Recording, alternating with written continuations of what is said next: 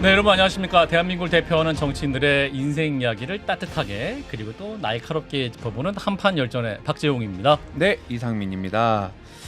네, 제가 지난 주말에 결혼식을 다녀왔습니다. 아, 네. 우리 도나스 도봉이 나온 스타. 네, 거기서 이제 제가 축사를 했습니다. 분위기 많이 띄우셨던데. 분위기 많이 띄웠습니다. 예, 가가지고, 영상 봤어요. 예. 한판 승부 측에서도 또 예. 화환을 또 보내셨더라고요. 또 저희가 나름 의리가 있기 때문에. 네네네. 예. 그래서 제가 이제 대통령 성대모사로 예. 그 장모님을 잘 모시세요. 딱 했더니 엄청 좋아합니다. 하객들이 네네네. 자지러졌습니까? 네네네. 친윤들은 별로 안 좋아하더라고요. 블랙리스트 된 거 아니야? 아닙니다. 괜찮아요. 근데 예. 많이 웃겼으니까 너무 뿌듯했습니다. 너무 똑같습니다. 예, 어제 벌써 목소리가 출연하셨어. 오늘의 주인공 목소리가 들렸는데, 자, 오늘의 또 보석 같은 게스트 저희가 심연을 기울여서 모신 분이에요. 그렇습니다. 예. 이분 정말 한국 정치사의 대이변을 일으켰던 분입니다. 그렇군요. 보수의 험지 호남에서 당선되셨습니다. 아하. 보수 정당 최초의 타이틀을 가지고 계신 분입니다. 박근혜 정부에서 정무수석, 홍보수석을 지낸 예. 지역주의 타파의 아이콘이시기도 합니다. 지방시대 지금 부위원장 이시기도 한 이정현 전 대표님 모셨습니다. 어서 오십시오. 어서 오십시오, 대표님. 안녕하십니까. 네. 그 중간에 한번 웃으셨어요. 우리 이상민 크리에이터 성대모사 괜찮았습니까? 대통령님하고 너무 똑같아요. 중간중간 되게 깜짝 놀라실 수 있어요. 저한테 전화 주면 잘 봐주세요. 제가 속을 것 같아요. 전화로만 하면. 네. 대통령님 이정현 전 대표에 대해서 어떻게 판단하세요? 아니 저희 우리 선배님이시죠. 네. 잘 모시겠습니다. 좋아 빠르게 가. 네. 알겠습니다. 저 의원님 오늘 여수에서 올라오신 거죠? 네네네. 요즘 어떻게 지내고 계세요? 예, 뭐 지방시대 네. 또 여러 가지 변화들이 있고 그래서 예. 전국에 다니면서 특강도 하고 아하. 특히 또 저는 내년에 아하. 또 광주 전남에서 어떤 좀 한바탕 해야 돼서 광주 전남에서. 네, 그래서 이제 광주 전남을 지금 현재는 광주 전남 전체가 내 지역구다 이렇게 생각을 하고 예. 목포에서부터 여수까지 구석구석을 지금 다니고 있습니다. 광주 전남이 나의 지역구다 생각하시고. 그렇습니다. 왜냐하면은 그쪽에서는 32년 지방의회 동안에 거의 그 보수 쪽에서는 군 의원 한 명이 없었었고 또 뭐 시장군수 구청장은 당연히 한 사람도 없었었고 예. 그랬기 때문에 이제 이렇게 정권이 교체되고 나면 예. 사실상 지방의 현안이나 이런 거 연결이 좀 어려워요. 그래서 이제 그 중간 심부름을 좀 제가 해보려고 나서고 그렇군요. 있습니다. 지금 청취자 여러분들 살이 많이 빠지신 것 같아. 네. 하도 열심히 다니셔갖고. 살이 빠지. 예, 살이. 나이 들어서 그래. 나이가 그렇습니까? 예. 자, 우리 이정현 전 대표님 또 한번 인생을 차곡차곡 저희가 한번 짚어보도록 하겠습니다. 네. 이정현 의원님의 내 인생 결정적 순간 첫 번째부터 짚어보겠습니다. 빨간 조끼 이정현의 인생 역전입니다.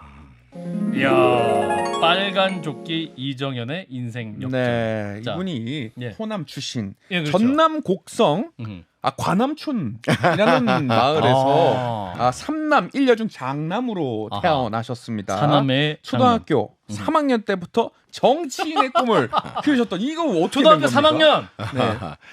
옛날에는 이제 네. 국회의원 선거라면 합동 유세를 해요. 맞아요, 기억나요. 운동장에서 그 전체 초등학교 후보가 운동장에 다 모여서 기억납니다, 저도. 그 두메 산골에 네. 사실 뭐 거의 차를 구경할 수가 없을 때 이제 우리 어렸을 때는 찝차라 그러죠. 맞아요, 찝차가 그렇게 많이 온 것도 처음 봤고 양복을 그렇게 입고 있는 사람들을 많이 본 것도 처음이고. 근데 이제 그 사람들 연설을 하니까 그냥 연설 들러 가는 게 아니라 사람들이 많이 모이니까 이제 재밌죠. 있어서 갔죠. 재밌죠. 갔는데 나온 사람마다 하는 거예요. 내가 국회의원이 되면 뭐뭐뭐뭐를 하겠습니다. 내가 다 뭘 좋은 걸 한다고 해서 국회의원이 뭔지는 모르지만 저거 하면은 괜찮겠다. 뭔가 좋은 일을 많이 할 수 있겠다. 괜찮겠다. 그런 생각이 들어서 이제 그날 오후부터 이제 그 집에 와서는 뭐 시골엔 바위 많잖아요. 바위나 또 소뚜기로 또 저기 뭡니까 저수지 등에 가면 소 풀어놓고 이제 혼자 산에다 대고 연습을 했습니다. 산에를 향해서. 예.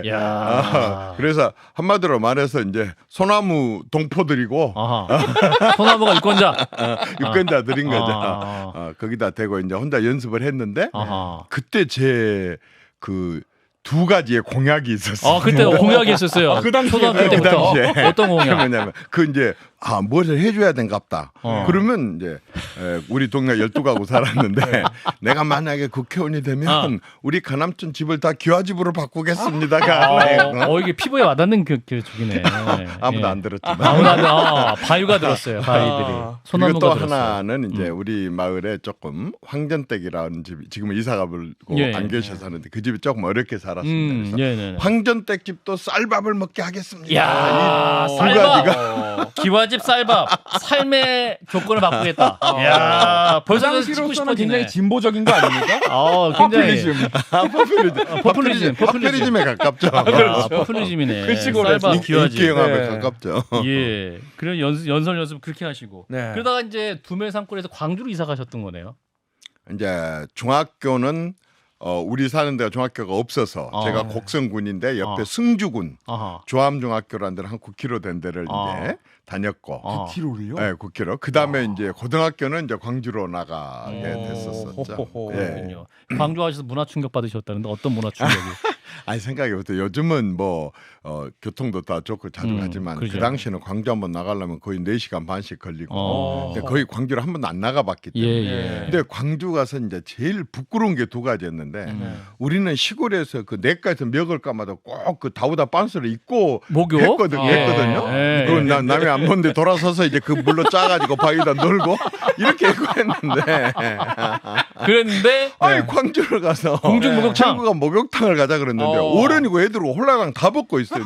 있는 눈을 모습 어디다 그대로. 둘 수도 없고 있는 나는 모습 그대로. 벗을 수도 없고 그래서 굉장히 어려운 걸 하나 느꼈고 그 다음에 이제 저는 그 전화기라는 걸 그때 처음 봤는데 공중전화? 사람도 없는 데다 대고 얘기를 하는데 그렇게 창피할 수가 없어요. 말을 할 수가 대면을 해서 말을 해야 하는데 해야 되는데 전화기도 아무도 없는 데서 얘기를 하는데 이야. 그게 그렇게 좀 시방 뭐 하는 것이냐 저것이. 어? 시방 뭐 하는 시방 뭐 거야. 하는 것이야 저것이. 그리고 이제 우리는 뭐 아이스케이크는 먹어봤지만 아이스크림 이런 거 안 먹어봤잖아요. 그 시킬지를 몰라요. 이제 그거 가게에 가서 아이스크림. 이걸 시켜야 되는데 뭐 무슨 종류를 시켜야 되는데 이제 그게 좀 어렵고 바닐라. 국수는 먹어봤어도 이 저기 뭡니까 모밀 그 친구들은 그렇게 맛있다는데 모밀을 가서 못 먹겠더라고요. 주문을 못 하겠더라고요. 전혀 이제 도시적인 거하고는 어울리지 않았던. 전혀 어울리지 네네네. 않았죠. 그렇구나. 진짜 창피한 일이 하나 있었었는데요. 예. 자취를 하잖아요. 자취를 할 때. 그러면 이제 시골에서 쌀이나 김치나 이런 걸 이제 가지고 와요. 근데 사춘기 나이니까 좀 폼도 잡고 싶은데 이제 먹고는 살아야 되니까 둘러매고 와요. 예. 근데 하루는 이제 고구마를 이렇게 한 차대기를 이제 가지고 와갖고 시내버스를 탔는데 예. 시내버스가 이렇게 흔들리니까 이게 넘어져가지고 이 입구가 풀어져 버렸어요. 고구마가 이제 바구니가? 시내버스 안에 다 이게 흐트러졌잖아요. 막 운전수 앞에까지 갔다 뒤로 이제 이니까 드라마네. 창피해 죽겠잖아요. 그래서 내 거 아닌 척하고 이제 창밖을 보고 그 회수 안 했어요 고구마. 아니 그랬더니 어떤 아저씨가 그걸 봤나 봐요. 너희는 이리 와 여기 잡아 하고 그걸 주워가지고 딱 묶어주고는 엄마 아빠가 말이야 애써서 이걸 지어줬는데 니거 아닌 척하고 그렇게 있으면 돼. 이거 저 남자답게 둘러매고 그렇고 저집으로 가. 성교육. 그러셨구나. 또 어른이 또 어른 역할 해주셨네. 옆에 계신 분이. 그렇게 이제 초등학교 시절 남다른 방식으로 바위에 올라가서 소나무를 향해서 연설을 했던 이정현 어린이가 18계단을 밟았다 이렇게 말씀하신 적이 있으시네. 18계단. 이제 그때부터 하여튼 국회의원의 꿈을 가졌기 때문에 국회의원의 꿈을 가졌는데 저는 꿈이라는 게 참 중요하다는 걸 알았어요. 꿈. 국회의원에 대한 꿈을 갖다 보니까 자꾸 그쪽 관련 이제 책이나 이런 걸 이야기를 들으려고 하다 보니까 시골에서 그 농사짓는 아버지가 담임 선생님 얘기를 듣고 그 당시에 월간 잡지가 어깨동무라는 게 있었어요. 어깨동무하고 어린이 자유라고 하는 두 잡지를 정기 구독을 했어요. 그리고 중학교 1학년 때는 이제 소년한국이라고 하는 007 나오고 뭐 하는 그 소년한국 신문을 구독을 해주고 그리고 이제 고등학교를 갔는데 고등학교 전국 웅변대회 나가서 전 놈이 한번 이제 최우수상을 한번 받은 적이 있어요. 고등학교 때 전국 대회.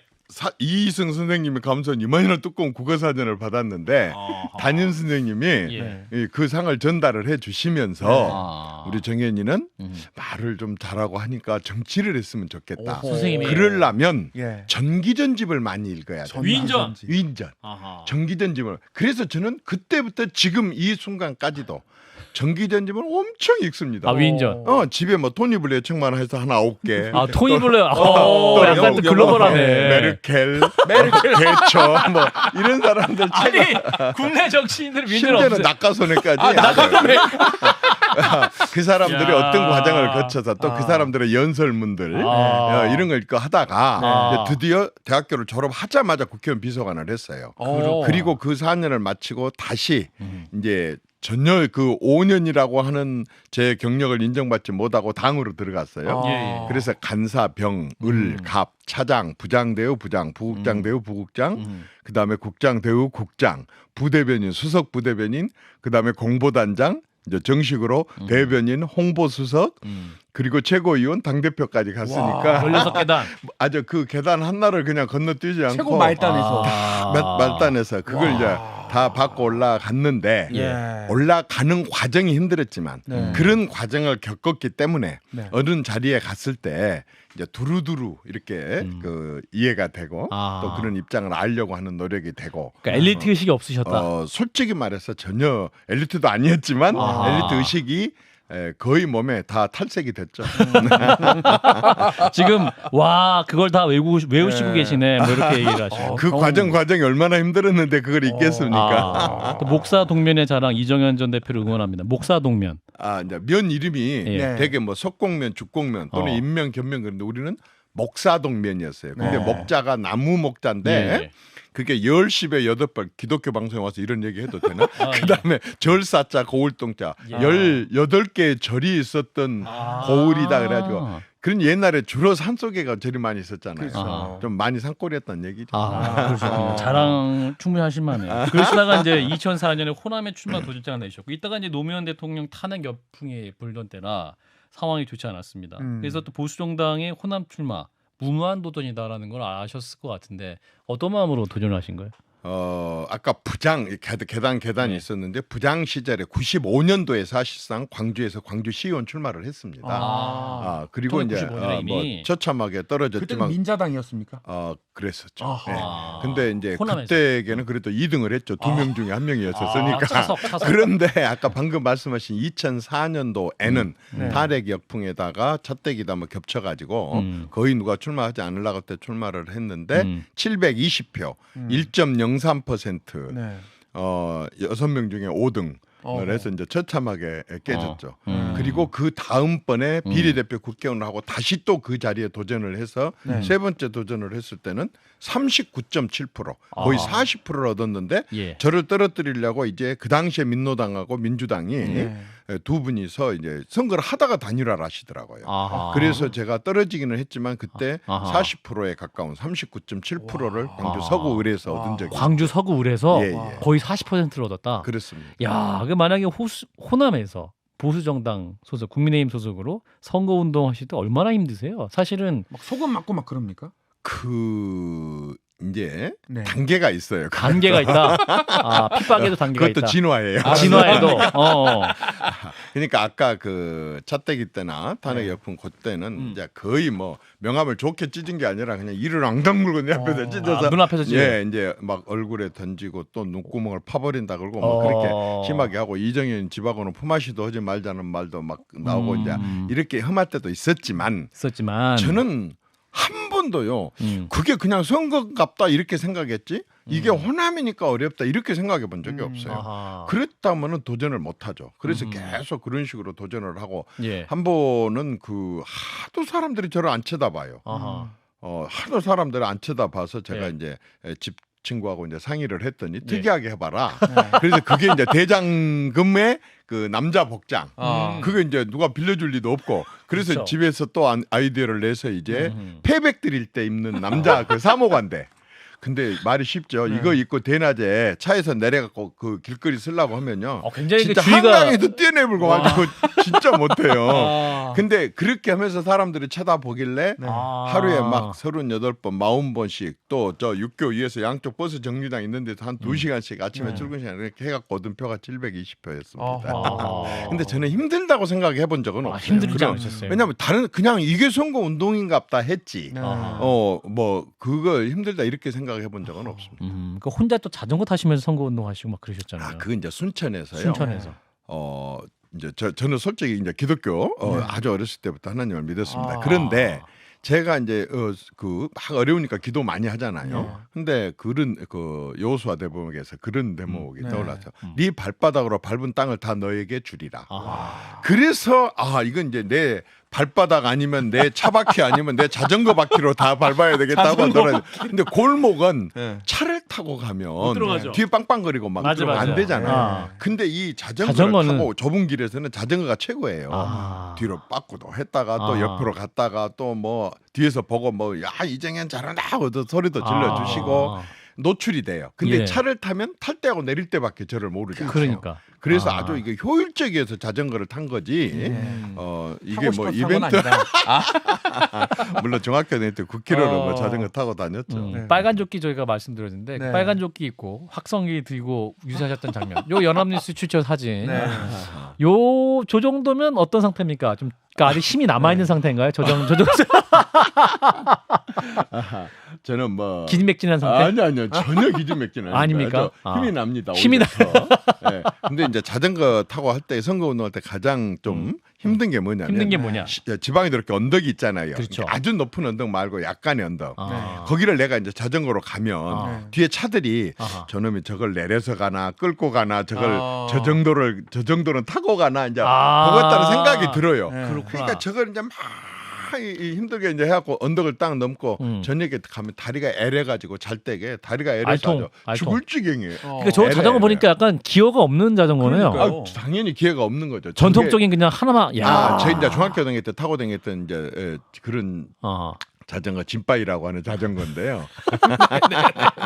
저걸 어디서 구했냐면 무슨 자전거입니까? 일반 시내에서는 못 구해요. 그래서 내가 이제 1세대 자전거 완전히 구례 산 밑에 마을을 한 바퀴 도니까 이제 할아버지들이 탄 자전거가 있어요. 그래서 내가 이제 그거 쓰겠다고 했더니 공짜로 가져가라 해서 또 공짜는 약이 안 된다고 또 3만 원 주고 가져왔던 자전거. 그래요. 그러면 계속 지금도 저 자전거 타고 다니세요? 누가 지금 지금 아니고 지금은 아니다. 저 때만 특수로 당시만 타고 다니신다. 네.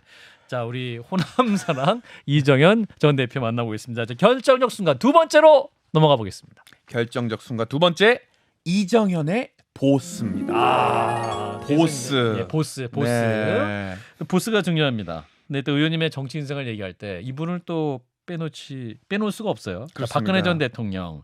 박 전 대통령과의 첫 만남에서 웅변소년의 기질을 발휘해서 또 우리 박 전 대통령이 그걸 또 인상적으로 생각하셔서 한번 먼저 말씀 듣겠습니다.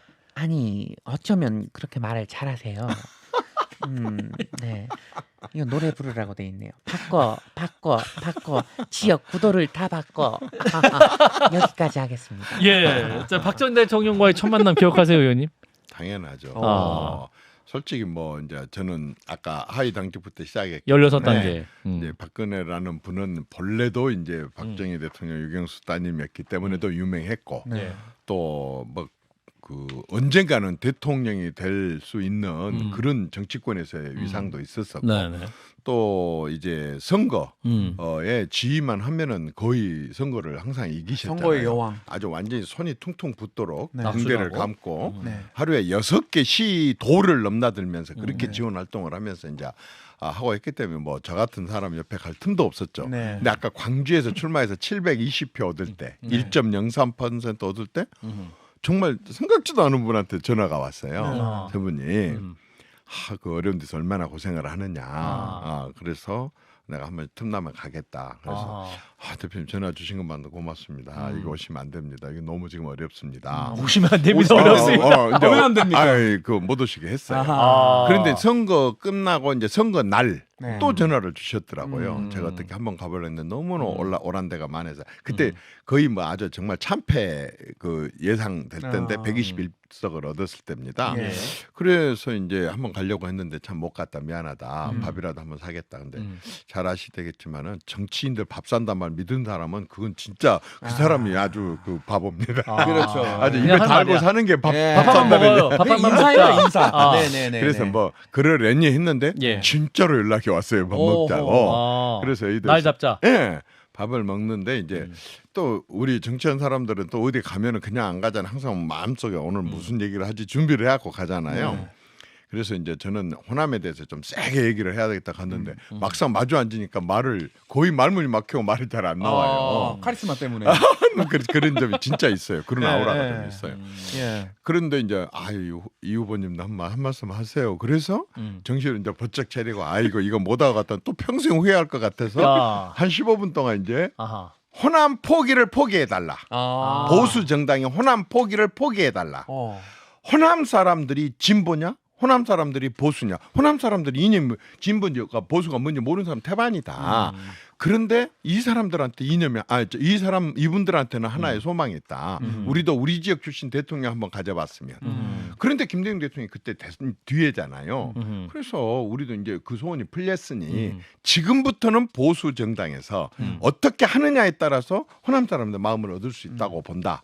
그러니 호남 포기를 저 사람들은 뭐 표도 안 주고 또 표도 안 주니까 좋은 사람이 나가려고도 안 하고 공천 신청한 사람 있으면 주고 안 하면 말고 이런 식으로 해갖고 포기를 해오고 다른 지역에 가가지고는 우리는 호남에서 후보도 못 냅니다. 후보 내봤자 이렇게밖에 안 됩니다. 이러면 그렇지 않아도 펴줄 사람들을 자극해가지고 이렇게 뭉친다고.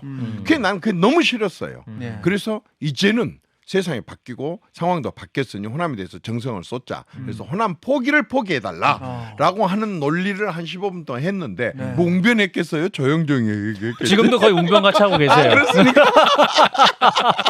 지금도 거의 웅변조였어요. 리듬이 있어요. 예. 웅변의 리듬이. 이 정도 톤은 했죠. 그랬는데 저는 이제 좀 심하다 싶을 정도로 이제 첫 번째 만남에도 그렇게 했고 이제 이거 뭐 이제 나는 끝났다고 했는데 환하게 웃으시면서 아까 이제 하신 말씀하더라. 아니 어쩌면 그렇게 말씀을 재밌게 잘하세요. 그렇게 말을 잘하십니까? 네. 그러더니 갑자기 그날 저녁에 이제 저 대변인한테 연락이 왔는데 수석 부대변인을 맡아달라. 그리고 이제 그때부터 진짜 제 인생에 또 다른 전환점이 오게 된 겁니다. 그게 계기가 돼서 비례대표도 했고 그게 계기가 돼서 청와대 정무수석 홍보수석도 했고 그리고 그게 계기가 돼서 이제 순천에서 당선도 됐고 당대표도 됐고 그리고 또 다시 추락도 했고 이제 이런 것들 추락도 했고 예. 굉장히 또 이제 흥망성쇠가 있네요. 네네네. 그래서 내 인생을 바꾼 15분이 됐네요. 그 박 전 대통령과의 만남 15분의 연설이. 뭐 연설 아니라니까요. 그러니까 연설처럼 잘했던 그 호남 포기를 포기하세요. 포기하세요. 포기해 주십시오. 하고 이제 그랬군요. 그래서 이제 말씀하신 대로 박근혜 정부에서 정무수석, 홍보수석을 지내셨고 당시 이제 박근혜 대통령을 향해서 불통이다. 대면 보고 잘 안 받으신다. 이런 비판도 있지 않았습니까? 옆에 보셨을 때 박 대통령 어떤 분이셨어요? 그런데요. 대통령이라는 자리를 아무래도 가서 쫓아가서 만날 정도로 그렇게 한가한 자리일까요? 그다음에 또 대통령이 갖고 있는 권한과 권력과 이런 게 그런데 아무래도 누구나 하다 가서 쉽게 접근하고 뭐 친구 만나서 이렇게 할 수 있는 자리가 아니잖아요. 그렇죠. 경호도 그렇고 실제 업무도 그렇고 시간도 그렇고. 근데 이제 저도 똑같이 참모로 모셨잖아요. 내가 무슨 부통령이었습니까? 난 똑같이 참모로 모셨잖아요. 정말요. 하루에 아마 제가 최고로 많이 통화할 때가 한 60번 이상을 통화를 했어요. 60번? 왜냐하면 이제 지금 청와대가 윤 대통령이 나온 걸 너무 잘했는데 대통령이 근무한 데하고 비서실하고 차를 타고 올라가야 돼요. 거리가 그렇게 많이 떨어졌어요. 근데 매번마다 부를 수는 없잖아요. 일을 해야 되는데. 그렇죠. 그러니까 이분은 수시로 전화를 해요. 시도 때도 없이 전화를 해요.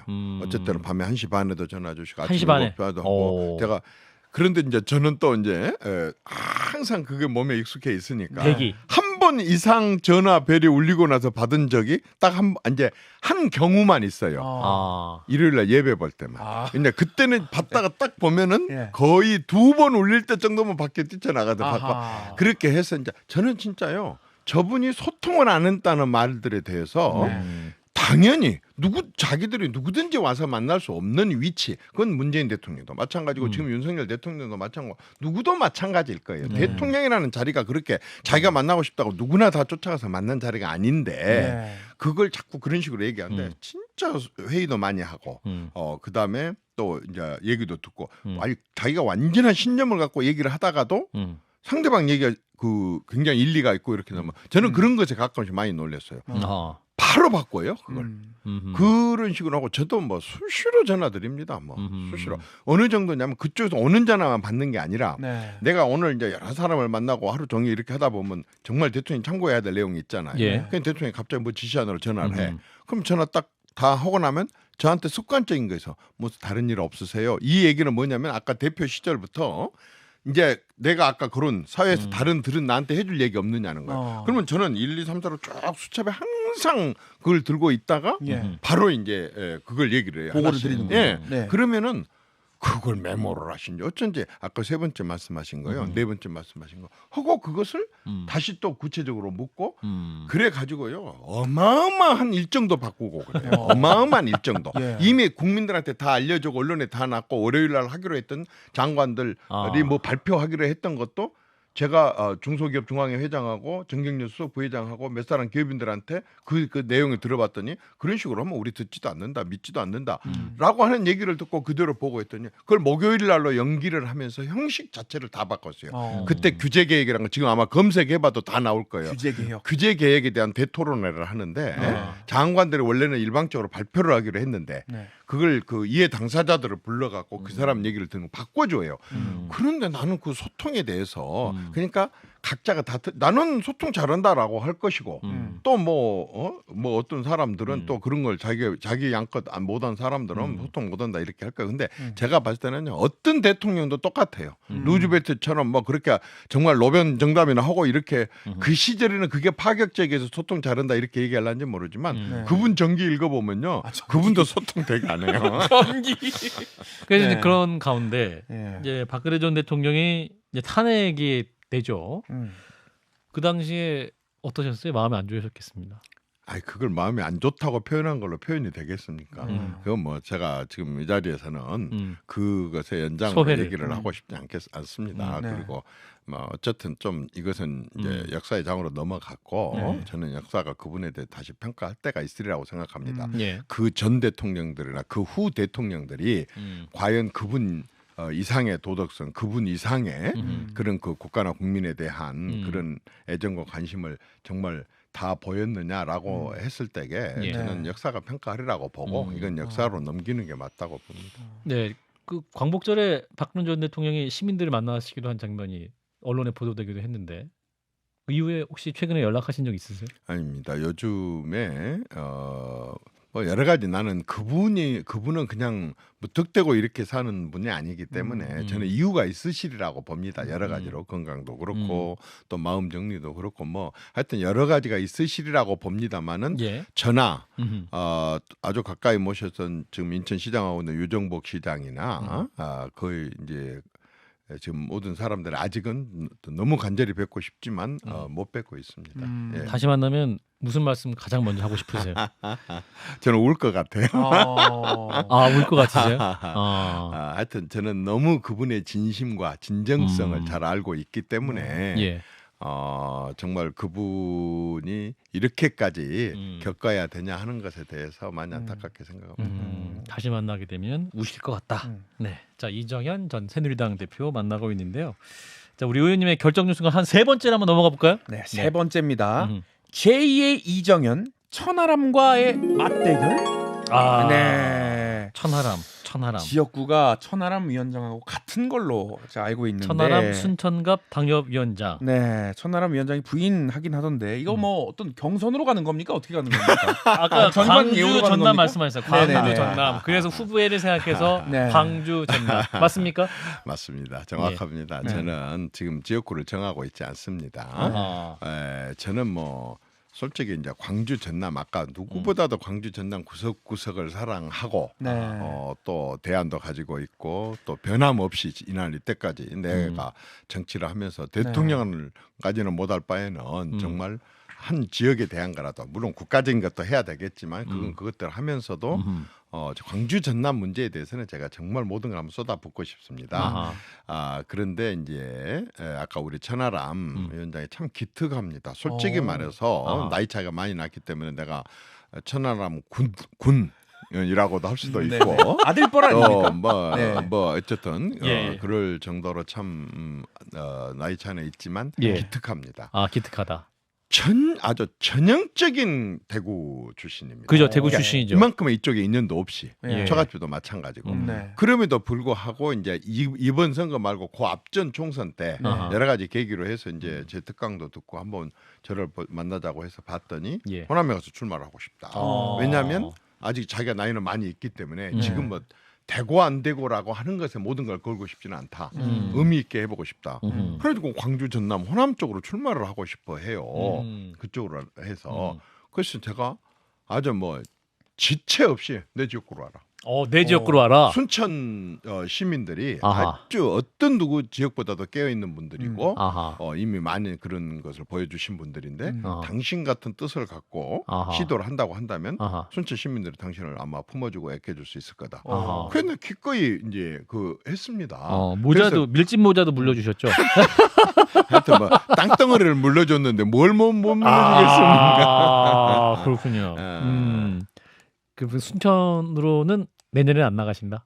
뭐 저는 지금 나간다라는 표현은 아하. 어디에도 내가 하지는 않겠습니다만 아하. 분명한 것은 아하. 광주 전남 출마하는 것은 100%다. 100%다.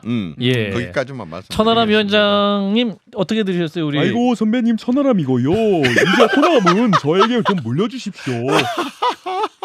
이상입니다. 아이고 선배님. 너무 오랜만에. 아이고 선배님. 확실히 말씀해 주세요 선배님.라고 천하람 위원장이 말하고 싶을 것 같아요. 네. 하여튼 너무 잘하고 있고 네. 생각보다도 참 젊은 나이지만은 꺾이지 않고 제가 어려웠을 때 우리 하람 아우는 얼마나 더 어려웠겠습니까? 근데 그 어려운 데서 저렇게 참고 장인 장모를 다 이사를 시키고 부인도 변호사인데 부인하고 자기가 다 그 김앤장 변호사 했던 사람 맞아요. 그걸 버리고 아하. 순천 변호사에 등록을 해가지고 그렇죠. 저렇게 하는 것을 보면서 어쨌든 봐보면은 항상 그 우리 역사에 많은 사람들이 있는데 좀 아주 좋은 앞으로 제목감으로 클 수 있겠다는 생각을 갖고 있습니다. 예, 김남호 씨가 광주로 오십시오라고. 예. 광주 서구로. 예, 광주. 예, 아무튼 계속 웃고만 계십니다. 네. 자, 천하람 위원장도 굉장히 기특하다. 또 후배 정치인 높이 평가하셨는데 네. 이준석 전 대표가 또 이제 인터뷰에서 이제 이정현 전 대표님에 대해서 여쭤보면 굉장히 그 존경하는 마음을 굉장히 높이 평가하시는 부분이 있었어요. 그러니까 이정현 대표는 다르다. 선거 때도 일반 정치인과는 다르고 내공이 있으시다. 이렇게 평가를 해서 깜짝 놀랐어요, 사실은. 뭐 진짜 영광이죠. 근데 고마운 말씀인데 제가 누구한테 존경받을 만한 그런 인물은 못 됩니다. 그러니까 이제 또 후배들한테도 그렇게 썩 제가 뭐 모델이나 모범이 될 수 있는 그런 선배까지는 저는 되지는 않습니다. 다만 이제 우리 정치가요 굉장히 지금 이 시점에서 어려워졌어요. 정치하기가. 왜 어려워졌느냐? 우리 국민이요 전 세계 UN 등록하는 192개 나라 중에서 가장 독특한 면을 하나 가지고 있어요. 어떻게 독특하세요? 제가 58년생이거든요. 예. 우리 또래 이상들은 아마 태어났을 때 응하고 태어났을 때 나라가 후진국이에요. 이 후진국은요 일단은 후진국에서 살아간 사람들은 배를 채워야 돼요. 뭐 자존심이고 민주고 자유고 이런 용어 자체가 귀에 와서 닿지 않고 그 시절에는 배를 채우는 게 최고였었어요. 그런 말하자면은 어떤 그 삶을 쭉 살아온 사람들하고 우리 밑에 세대들부터 한 뭐 정확히는 아니지만 한 40살까지는 태어나서 보니까 나라가 중진국이야. 이제는 조금 묵고 살만도 하고 교육도 많이 받게 되고 해외도 많이 나가면서 이제 자아를 깨닫게 되는 그러면서도 자기 스스로 일을 쓰려고 하는 그런 것들이 굉장히 좋아진 여건이 되기 때문에 우리 세대의 가치관하고는 좀 다를 겁니다. 예. 그런데 40살 이하짜리들이에요. 이분들은요 태어나자마자 나라가 선진국이야. 이제는 아까 선배들이 살아왔어서 그런 우리가 참고 인내하고 자존심을 뭉개가면서도 해왔었던 그런 시대가 아니에요. 조금 더 견디지 못해요. 우리들은 어디 가가지고 뭐 식당에 좀 좋다 유명하다 갔더니 줄 서 있으면 또 다음에 오자 그러고 옆바로 가지만은 요즘 젊은 사람들은요 먹을 때까지 30분 40분간 기다리고 줄 서 있어요. 악어처럼.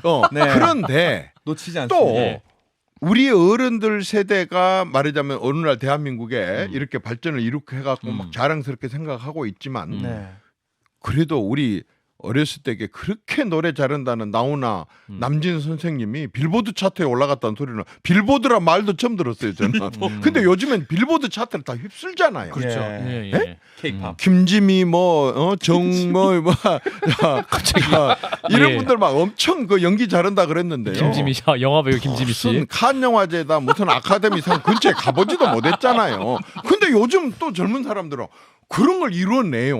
그렇죠. 근데 이렇게 살아온 각기 다른 삶의 사람들을 말하자면 포용하고. 마음을 얻은 표를 얻으려면 우리 같이 58년생 이상 표를다가 맞춰갖고 하면은 이 사람들이 달아나고 이 사람들을 맞춰놓으면 또 이분들이 달아나고 한마디로 말해서 이제는 정치가요 진짜 보통의 포용력과 정말로 보통의 인내력을 갖지 않으면은 아주 100전 100패를 딱 하게 돼 있어요. 자기 좋아하는 사람 표만 얻어갖고 어떻게 당선이 되겠습니까?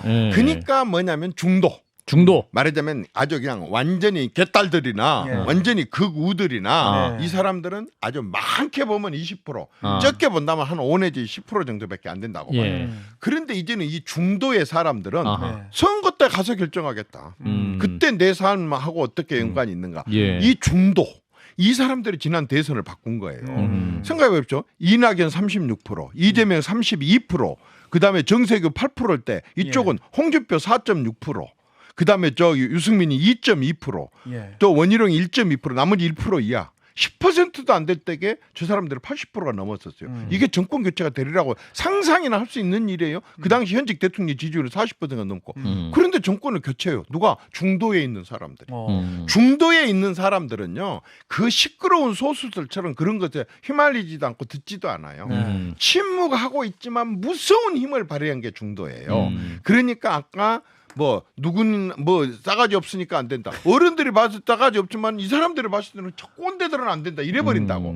그래가지고 어떻게 이 선거에 이길 수 있겠어요? 국민의힘 지금 어떻게 합니까? 현재 어떻게 하고 있다고 보세요? 김기현 대표 잘하고 있습니까? 김기현 대표 중도 확장 전략. 이제 나이 먹어서 제가 사람 평가는 안 합니다. 그런데 평가해 주셔야지 그래도. 당을 사랑하는 마음에서. 어쨌든 집권당이 됐잖아요. 집권당이 여당과 야당은 그 안에 밖으로 야하고 여하고 차이인 것 같지만요. 하늘과 땅입니다. 그렇지 않습니까? 집권당은 거의 모든 걸 거머쥐거든요.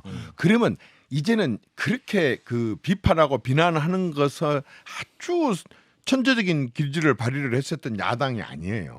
그리고 야당은 또 무조건 비판을 해야만이 그 다음에 집권 가능성이. 저 사람들은 뭐든 다 그래야지 이제 말하자면 집권을 하는 거예요. 국민의 마음을 얻으니까. 그러니까 그게 야당이에요.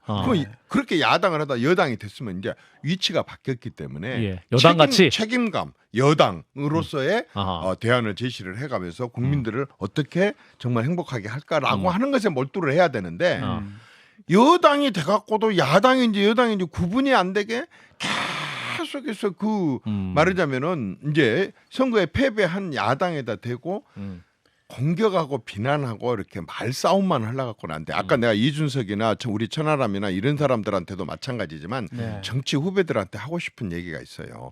정치는요. 옛날 같으면 국민들의 아직 수준이 조금 또는 또 정보 교환이 덜 될 때는 이벤트가 통할 수도 있었었고 이런 방송을 태갖고 나와서는 예능 말하자면 한혜진이가 모델인데도 나와가지고 예능으로 성공하고 강호동이가 씨름 선수에 나와갖고 예능으로 성공하고 무슨 UFC의 김동현이가 이런 이제 그런 식으로 한다고 정치인조차도 그렇게 예능으로 와서 말로 때우려고 해갖고 순간적으로 말 잘한다라고 해갖고 표어들라고 하면 안 돼요. 정치인은요 이벤트와 예능에서 벗어나야 돼요. 나이가 먹든 나이가 젊든 간에 정치인들이 달라져야 돼요. 국민의힘은 그런 면에 있어서 정치 예능을 하려고 하지 말고 집권당으로서의 책임감을 발휘. 지금 정치 예능 누가 하고 있습니까? 국민의힘에서? 배에서 지금 구멍이 뚫렸다고 다 알고 있잖아요. 맨날 여기 불러내서 다 정치 예능 테스트 하시면서 그래. 정치 여기는 이철규 사무총장이 배를 침몰하게 하는 승객은 승선 못한다. 요 말씀을 해가지고 또 굉장히 논란입니다. 이거 좀 배를 확 열어가지고 확장을 해야지. 또 탈 사람 못 탈 사람 벌써 구분하시는 건 너무 확장 전략에 위배되는 거 아니냐. 그냥 정치인님들께서 하시는 말씀이세요. 왜 총장이라고 그런 말 못 하겠습니까? 당연히 총장 입장에서는 그 당의 질서도 잡아야 되고 기율도 잡고 이렇게 해야 되지만 그러나 누구한테 그렇게 어마어마한 힘들을 다 줘요? 누구는 타라, 누구는 타지 마라. 그 아주 한 사람은 옛날에 저 대통령 선거 때 버스 타라 마라 하고 또 누구는 배 타라 마라 그 동네로 맨 탈 것만 갖고 그렇게 했었는데 그렇게 그 할 일이 아니에요. 같이 하는 거잖아요. 누구 거예요 이게? 국민의힘이 누구 거냐고. 그건 아니잖아요. 네. 그러면 같이 의견을 듣고 국민들 여러 가지 것을 다 감안해갖고 해야지. 그 누구든지 다 그런 식으로 재단을 하면 안 돼요. 재단을 하면 안 된다. 재단을. 왜냐하면 워낙 다양한 사람들이 다양한 이익과 또 다양한 취향을 갖고 살아가는데 다 똑같은 사람들만 모아갖고 이렇게 할 수는 없잖아요. 이준석 대표 내년에 공천 해야죠. 그거 저한테 왜 물어요? 당대표 선배시니까. 아니 좀 뭐 제가 정치하면서 최고 행복한 게 두 가지가 있는데 하나는 전라도에서 출마를 하면서요 공천 걱정 없는 거다고 돈 안 쓴다는 게 최고 행복해요. 그래서 다른 사람들 공천 걱정할 사람들은 자기들 스스로 알아서 공천 걱정을 하지 않도록 결심을 하든지 아니면은 또 공천을 뭐 줘 가지고 또 자기들의 모당을 남에게 하게 한다든지 다양하게 해야 되고 그 공천은 본인들 책임입니다. 그것은 본인들이 공천 받을 짓을 하면은 공천을 받는 거고. 본인 책임이다. 당연히 그런 거 아니겠어요? 공천이라는 게 뭐 혼자 사천이 아니고 공천인데. 그렇죠. 자, 지난 16일에 이제 국민의힘 경기도당 연석회의에서 이제 지도부가 수도권 위기론을 잠재워 달라 이런 주문이 쏟아졌다고 하죠. 누구 보고 수도권? 그러니까 경기도당 연석회의에서 지도부를 향해서 이제 수도권 위기론 잠재워 달라라고 이제 당 내에서 그런 얘기가 있었던 것 같습니다. 의원님 보기가 어떠세요? 이제 수도권 위기론이 실체가 있습니까? 언론이 부풀리고 있는 겁니까? 국민의힘 수도권 위기론. 보니까 그 위기를 야당도 위기라 그러고 여당도 위기라 그러는데 양심들은 다 있긴 있나 봐요.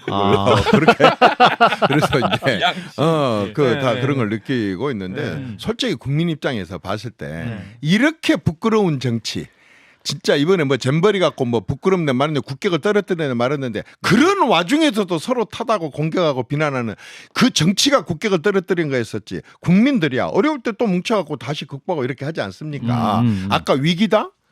그거요. 본인들이 위기를 느끼고 있으면 위기인 거예요. 그리고 또 설령 위기가 아닐지라도 위기라고 생각을 하고 해야 돼요. 그야말로 선거는 그 호랑이가 토끼 잡을 때에도 그 하찮은 토끼 한 마리를 잡으려 해도 마지막 순간까지 최고의 질주를 해갖고 가서 낚아채고 잡듯이 선거는 마지막 순간까지 최선을 다해야 되는데 지금 최선은커녕 진짜 뭐 이런 식으로 한다 그런다면 당연히 위기를 느껴야 되겠죠. 근데 변해야죠. 진짜 변해야죠.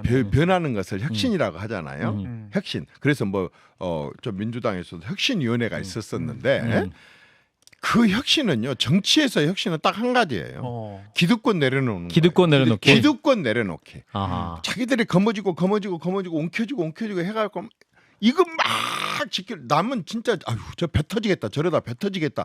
그런데도 계속해서 거머쥐려고만 하고 말하자면 베풀려고 하거나 나눠주려고 하거나 함께 가려고 한다거나 이 국민들을 보지 않는 거잖아요. 민주당이 지금 혁신위원회가 그렇게 썩 좋은 평가를 못 받았던 것도 아니 지금 이재명 대표님을 포함한 그쪽 지도부의 기득권을 내려놓는 걸 하는 게 혁신 아닌데 기득권을 더 공고하게 지켜주는 것을 하는 그런 혁신을 한다면 그 혁신이 되겠어요? 국민의힘도 마찬가지예요. 아까 뭐 수도권 위기를 뭐 이렇게 벗어나게 해달라 어떻게 했다.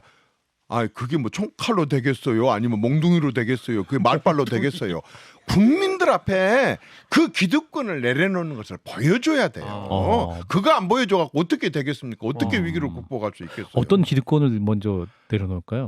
국민들이 더 잘 알아요. 그런 이제 하도 이 방송에서 많이 나와서 해갖고 그런 것은 국민들이 더 잘 알아요. 지금 정치권이 국민들한테 박수 받고 있어요. 최악이잖아요. 그런 것들을 내려놓을 줄 알아야 된다고요. 그 정말로 이제는 이렇게 저는 이제 그런 말로 표현하고 싶어요. 이번에 이제 국민의힘이 찬스가 왔다. 왜냐하면 너무 많은 위기를 겪고 여기까지 왔으니까. 그래서 나는 새 지도부라든가 이런 데서 당을 좀 현대화했으면 좋겠다는 생각이 들어요. 당을 현대화해야 그러면요. 무엇이 현대화되냐고 우리한테 묻지 마라 이거야. 사무처 요원들 모아놓고 아까 저는 경기도라든가 전라도라든가 당원들 모아놓고 국회의원들 2박 3일 동안 밤을 새워가면서 자 우리가 지금 구태가 뭐지? 우리가 지금 일제 잔재가 남아 있는 게 뭐지? 아니면 완전히 지금 우리가 군사 문화가 남아 있는 게 뭐지? 이런 것들을 전부 하고 해야 되는데 아까 국민들은 그런 식으로 크게 변화했고 나라는 완전히 뭐 거의 뭐 수출 수입 6.2 7위에다가 뭐 군사 선진국인데 이렇게 다 돼 있다고 한다면 또 네. 세상이 또 뭐 이 커뮤니케이션 수단 이런 게 다 바뀌었잖아요. 예. 네. 그런데 지금 하고 있는 것은 당원 모으고 있어요. 지금요 핵심 당원 이 당이고 저 당이고 마찬가지인데요. 핵심 당원 집에 가갖고 아마 이제 본래 당원을 뽑은 이유는 이거거든요. 좀 그 지역에 유력한 사람을 뽑아가지고 5명을 뽑았다면 한 사람이 5명씩을 데리고 와가지고 한 25명 한 사람이 책임을 지게 하라 예. 이런 식으로 하잖아요. 예. 요즘엔요 5명은 고사하고요. 자기 집에 자기 부인하고 딸하고 아들도 설득을 못해요. 아들하고 딸하고 보내 좋아해갖고 보내 SNS가 다르는데 예. 전부 다 아빠 나는 민노당이야. 아빠 나는 안철수야. 절대 안 먹혀요. 그러기 때문에 이제는 그런 것들이 다 구태예요. 이제는 당을 현대화하려고 한다 그런다면 네. 우리가 온라인 당원. 갖고 있는 이 구태가 뭐지? 네. 그리고 지금 이 시대에 맞는 걸로 바꾸려면 뭘 해야 되지라고 하는 그 현대화에 대한 토론을요. 국회의원들이 2박 3일 5박 6일 동안 5박 6일 해라. 해야 돼요. 문 잠그고 못 나오게. 문 잠궈야죠. 자락에 뺏고. 왜냐하면 잘 아다시피 국회의원 회의하다 보면 몇 시간 뒤에 봐보면 한 3분의 1 남고 밥이나 먹으러 가면 다행이게 차 타고 다른 데로 가버린다니까. 그렇구나. 5박 6일 가둬놓고 다 가둬놓고 현대화 국민의 현대화 방안. 진짜 우리가 사는 방법이 총선 뭐냐. 위기론. 진짜 국민들의 마음을 얻는 방법이 뭐냐. 아직 멀었다. 우리가 야당 해봤으니까 얼마나 힘들고 그거 하더냐. 국민들한테 우리가 감금 펼치고 토론. 싶은 바른 그런 것을 알겠습니다. 한번 펼쳐보자. 대표님, 근데 그 양당이 지금 전체적으로 국민들한테 신임을 못 받고 있는데 일각에서는 그럼 우리가 3당을 해보겠다. 3당 가능성 있습니까? 저는요 가능성은 얼마든지 있다고 얼마든지 봐요. 근데 있다. 지금까지 선거철만 되면 나오는 게 철새처럼 나오는 게 삼지대. 3당이에요. 예. 예? 그런데요 이게 다 안 돼요. 왜 그런지 아세요? 네. 이 CBS 때문에 그래요. 왜요? CBS를 포함한 모든 네. 언론들이 갑자기 CBS를 포함한 예. 모든 언론들이 예. 우리나라에서는요 1당 아니면 2당 그 외에는요 묶어서 2, 관심을- 3일에 한 번씩 써줘요. 아. 1등, 2등 아니면 묶어서 한꺼번에 써줘요. 한 번도 안 보는데. 네. 어쩌다 한 번씩 데려다 취급을 하니까 이 사람들은 자기를 부각시킬 틈이 없어요. 그래서 1당 아니면 편향적인 2당으로 보도. 예, 알겠습니다. 자, 그래서 잼버리 대회 우리 의원님이 말씀하셨는데 이제 전북 100% 책임이다. 하태경 의원님 막 그렇게 지적을 했었는데 또 당내에서도 그런 얘기 많이 나오자 우리 대표님이 정신 나간 소리다. 그게 당론이면 탈당하겠다 이렇게 말씀하셨는데 이 말에 또 김관영 그 지사가 큰 감동을 받고 우리 이정현 대표께서 아주 큰 뭐랄까 그 총대 맺어주셨다 이런 말씀하셨어요. 전북 책임론 어떤 말씀 주시겠어요? 둘 다 맞지 않습니다. 둘 다 맞지 않습니다. 제가 전라북도 편들라고 한 것도 아니고 지역 감독도 아닙니다. 그래요? 첫째는 내가 아까 말씀드린 대로 어쨌든 우리가 집권 세력이잖아요. 네. 그러면 대한민국에 벌어지는 그 모든 건 다 일단 일말의 책임이 우리한테도 있는 거예요. 일단 그 부분을 느껴야 되는데 집권 세력으로서 지금 본인들이 지금 집권당인지 아닌지도 구분을 못하고 있는 게 제일 내가 서운했고 두 번째는 이 자체 실수한다를 갖고 지방자치 근본을 좀 이렇게 건들더라고요. 뭐 지방자치 뭐 이렇게 권한 많이 줘서는 안 된 거 아니야? 뭐 이게 지방자치 문제점 아니야? 이런 식으로 얘기를 하더라고요. 아니 그러면 그동안에 유니버시아드다, 아시아 게임이다, 그다음에 뭐 세계 육상 경기다, 세계 수영대회다, 사방천지 지방에서 다 성공했던 그때에는 왜 그렇게 침묵하고 있었어요? 그런 것은 다 그냥 지워버리고 한 번 실수하면 마치 하늘이 무너져버린 것처럼 이렇게 얘기하는 거예요. 이런 도대체 어떻게 정치하는 사람들이 이렇게 할 수 있냐고요. 등산을 하다가 넘어졌어. 다시는 등산 안 가가 맞습니까? 앞으로 이런 거 조심해갖고 내가 히말라야까지 갈 거야. 응? 내가 뭐 스카이 다이빙을 하다가 뭐 좀 실수가 있었어. 다시는 무서워서 이거 안 할 거야가 아니라 내가 완전히 현해탄을 건널 때까지 내가 수영을 더 연습을 할 거야. 이런 게 진전이고 발전 아니에요? 어떻게 해서 지방자치를 없앤다 그러고 말이야. 지방자치 자체를 시비를 하고 그리고 같이 다 했다고 한다 그런다면 근본적인 문제점을 찾아내야죠. 내가 전라북도 문제점이 없다는 게 아니라 같이 문제점을 찾아내고 그 무렵쯤은 진행되고 있는 ING 상태에 있었다. ING. 그러면은 일단은 잘 치러놓고 저는요 그 총평을 최고로 저보고 총평하라 그러더라고요. 그래서 저는 이렇게 평가를 했었어요. 자 총평? 잼버리에 대한 총평은 그걸 주최한 사람들이 합니까? 그 나라 국민들이 합니까? 그 나라에 거기 참석했었던 잼버리 대원들이 평가하는 게 세계 평가 잼버리 아니었잖아요? 대원들이 근데 처음에 이 사람들은 무지하게 어려움 겪었습니다. 네. 갈 때 공항에서 어떻게 했습니까? 엄지척을 하고 갔습니다. 이게 총평이에요. 이걸 국민들이 다 만들어냈어요. 그럼에도 불구하고 그 과정에 어려움이 있었다고 한다면 그 말하자면 잘못한 거나 어려운 건 찾아내가지고 다시는 이런 것을 겪지 말아야지. 그래서 네. 더 잘해야지라고 생각을 해야지. 지방에 이제 뭐 세계대회 줘서는 안 돼. 뭐 예산 더 줘서는 안 돼. 지방자치 자체를 근본적으로 손을 봐야 돼. 이게 정신 나간 소리가 아니고 뭡니까? 이게 진짜 이게 맨정신이 나올 수 있는 소리입니까? 배웠던 사람들이 그건 진짜 아니라고. 그렇군요. 근데 앞으로 지금 뭐 감사 뭐 여러 가지가 예정돼 해야죠. 있네요. 왜냐하면 예. 분명히 문제가 드러났으니까. 네. 근데 그 감사가 전라북도에 대한 감사만 하면 되겠어요? 이걸 관리 감독을 여가부도 해야 했던 되고. 데도 마찬가지고 전체를 조직이도 다 하고. 조직이도 해야 어쨌든 되고. 관여됐던 데는 다 감사를 해서 또 누구를 처벌한 것은 당연히 잘못하면 처벌해야 되겠지만 처벌이 문제가 아니라 야 그때 이렇게 했더라면 잘 됐을 텐데 이렇게 했으면 잘 됐을 텐데 그런 부분들이 굉장히 문제가 있어요. 이런 거예요. 이를테면 자 지방에서 솔직히 당연히 능력이 부족한 거 맞죠. 근데 지방에서 세계에서 4만 3천 명 앞으로 10년 두면 각 세계 가장 주인공이 될 사람들을 초청을 해. 그러면 이 사람들이 그러니까 해외 여행은 처음일 거 아니에요. 얼마나 첫 번째 인상이 중요하겠어요. 청소년들이니까. 그렇게 한다고 한다 그런다면 야 이거 진짜 이 참 애기 손님이 더 무섭다더니 정말 잘 대해줘야겠다라고 생각하면 이 대회 시작 이제 준비하기 전에 관련 장관들이 현장에 모여서 그때는 문재인 정권 때죠. 다 모여서 자 국토부 장관은 뭐 해야 되니 법무부 장관은 뭐 해야 되니 산업부 장관은 뭐 해야 되니 역할 분담해 그렇게 하는 거야. 5년 동안 준비하는 거야. 한 번 정도는 현장에서 점검을 해야죠.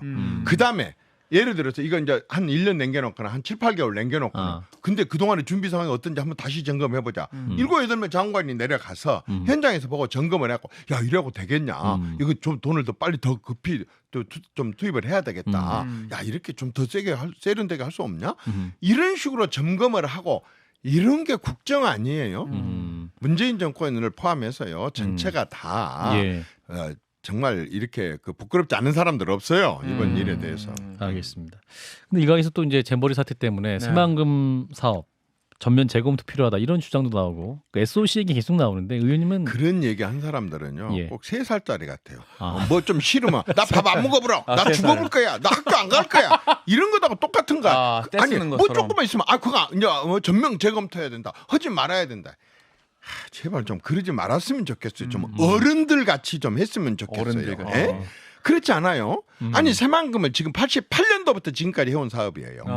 지금까지 못했다고 한다면 그동안의 정부 정권 다 민주당 정권 호남에 기반을 뒀었던 김대중 노무현 문재인 정권 때도 전적으로 책임이 있고 그 사이에 그러면 나머지는 그러면 전 국토를 관리하는 그런 집권당이 아니었었어요? 집권 세력이 아니었었어요? 보수도 마찬가지예요. 새만금을 그 정도로 방치해뒀다고 한다면 역대 모든 정권의 책임이죠. 지금부터라도 야, 이 땅을 어떻게 활용을 하지? 라고 하는 것에 대해서 지혜를 모을 생각을 해야지.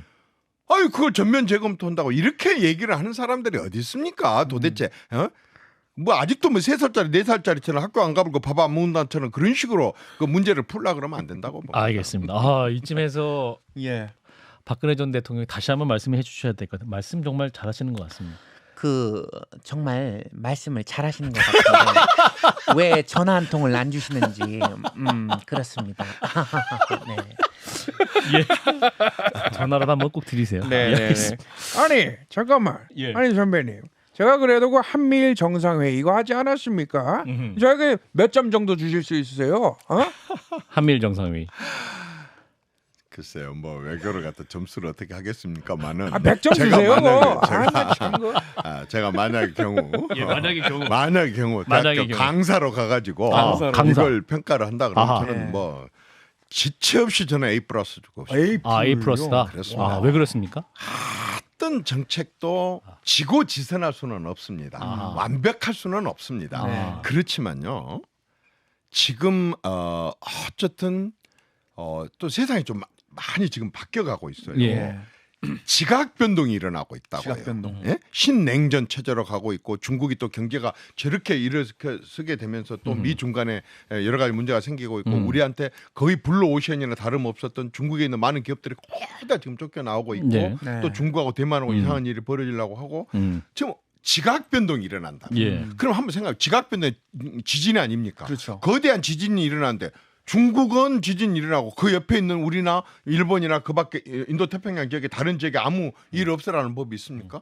지각 변동이라고 하는 것은 무서운 게 몰려오고 있는 거거든요. 이런 지각 변동에 대비를 해야지. 가만히 앉아갖고 밀려오면 죽고 뭐 운명인데 뭐 이렇게 하고 있을 수는 없지 않습니까?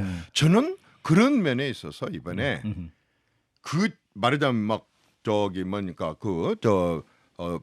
뭐 이렇게 뭐라고 하죠? 물결이 몰려오고 막 이렇게 할 때 그냥 앉아서 당하는 거 도망가는 것보다는 구조물을 쌓는 거라고 봐요. 근데 나는 이번에 그 구조물을 쌓았다고 생각해요. 구조물을 쌓는 한반도의 안보 그리고 경제 그다음에 공급망 이런 부분들에 있어서 저는 구조물을 쌓았다고 생각해요. 그래서 물론 뭐 아까처럼 미국이나 중국이나 북한을 긴장시킬 수도 있고 여러 가지 문제점이 제기될 수도 있지만 가만히 앉아서 당하지 않고 뭔가에 주도적으로 국제의 이 지각 변동에 이렇게 구조물을 쌓으면서 적극적으로 대처하고 대응하고 그리고 와 저런 것도 할 수 있어?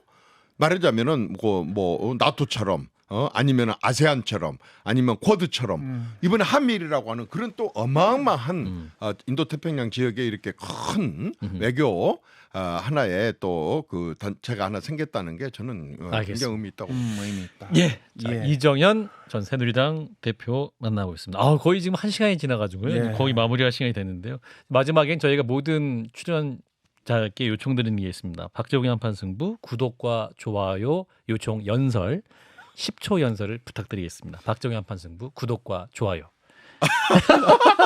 카메라를 보시고 네. 많이 눌러주세요.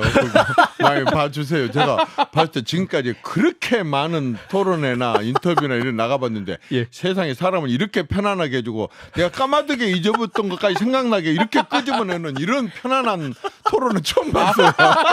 이거 많이 봐주시고 많이 눌러주세요. 감사합니다. 네, 자 이제 한판 승부 한판 열전의 공식 질문. 자, 이정현 전 대표의 내 인생을 한 줄로 요약한다면? 그게 가능하겠어요? 내가 그게 답입니까? 최희준의 하숙생도 아니고 뭣도 아니고 이거 그런데 그래도 저는 좀 특이해요. 특이해요. 내가 살아오면서 너무 어려운 과정부터 시작해서 이렇게 올라갔다 또 다시 어려운 과정을 겪으면서 계속 기도의 연속이었어요. 내 인생은 기도의 연속. 왜냐면은 힘들 때는 극복하고 싶은데 의지할 데가 없으니까. 또 막 너무 잘 나가면 또 그것도 겁이 나요. 잘 나갈 때도 겁이 나요. 늘 이제 그렇게 하면서 하여튼 저는 지금까지 끊임없이 아침 눈 뜨면 기도하고 또 어떤 일 닥치면 기도하고 또 잘 때 기도하고 끊임없이 기도하는 게 그냥 하루도 안 빠지고 일어난 일이니까 내 인생이 기도의 연속이었다. 기도의 연속이었다. 그렇게 봐서. CBS라 그런 거 아니죠? 네네. 불교 방송에 가서 불교 방송 그런 얘기하시는 거 아니죠? 네네. 네. 그쪽은 안 불러줬어요. 알겠습니다. 예. 앞으로 내년 또 총선도 있기 때문에 또 기도 많이 하시면서 또 국민들의 아픈 곳을 또 풀어드리는 그러한 좋은 정치를 기대하겠습니다. 자, 이상민 크리에이터가 오늘 굉장히 기대 많이 하고 이정현 전 대표 만났는데 어떠셨어요? 전 오늘? 대표님 진짜 찐팬이었습니다. 찐팬. 제가 성대모사 연습할 때 가장 1순위가 이정현 전 대표였습니다. 왜 안 하셨어요 오늘? 그 옛날에 그 연설하셨던 게 있어요. 해봐요. 저 이정현이 잠바떼기를 입고 이장집에서 밥을 얻어먹고 국민 여러분 그 연설이 아직도 새겨져 있는데 진짜 그렇게 했습니다. 네, 이렇게 내용도 똑같습니다. 저 이정현이 손 한 번만 잡아주십시오. 전남 순천 곡성의 주민 여러분. 제가 그거를 실제로 뵈니까 가슴이 두근두근 돼가지고 오늘 별 말씀 못 드렸습니다. 네. 좋았어요. 그렇습니까? 네네. 많이 써먹겠습니다. 방송 마치고 또 손 한번 잡아주시기 바랍니다. 자, 한판 열전 오늘 준비한 순서 여기까지고요. 또 다음 주 화요일 저녁 7시 30분에 또 여러분이 깜짝 놀랄 게스트로 함께 찾아뵙겠습니다. 자, 이정현 전 대표님 감사드리고요. 이상민 크리에이터도 고맙습니다. 여러분 고맙습니다. 고맙습니다. 많이 눌러주세요. 많이 봐주세요. 제가 봤을 때 지금까지 그렇게 많은 토론회나 인터뷰나 이런 나가봤는데 세상에 사람을 이렇게 편안하게 해주고 내가 까마득에 잊어봤던 것까지 생각나게 이렇게 끄집어내는 이런 편안한 토론은 처음 봤어요. 이거 많이 봐주시고 많이 눌러주세요. 감사합니다. 고맙습니다.